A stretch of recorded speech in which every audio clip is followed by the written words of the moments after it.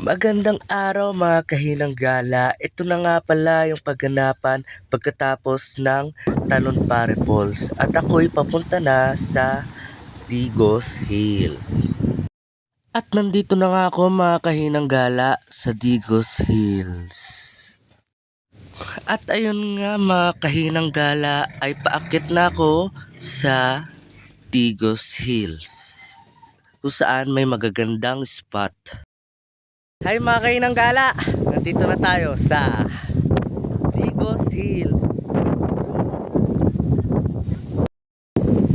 Yan, magandang tanghali mga kainang brothers. Wow, makita nyo to.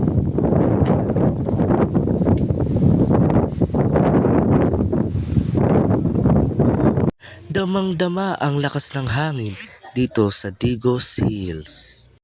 At dito nga mga kahinang gala ay nakausap ko ang isa sa staff sa Digos Hill. Punta po kayo dito sa Digos Hill. Yan, malamig. May viewing tayo dito, may camping site.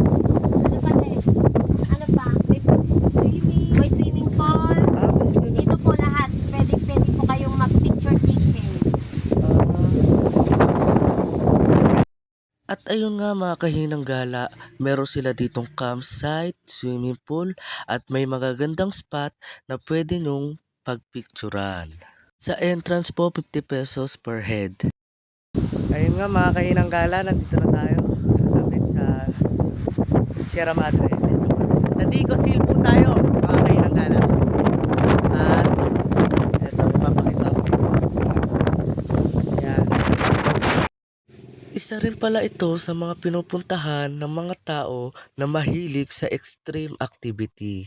Kaya sa lahat pong nasusubok dito ay tatagan ng loob at ingat na lamang po.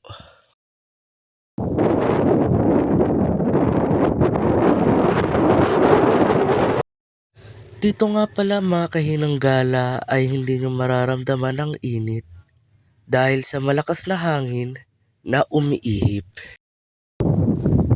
Paalala lamang po mga kahinang gala, kung kayo po ay pupunta sa ganitong lugar, kung ano ang inyong tinatnan, sana ganun nyo din itong iwanan. I love Digos Hills. Oh, great old, please take me home to the place where I belong.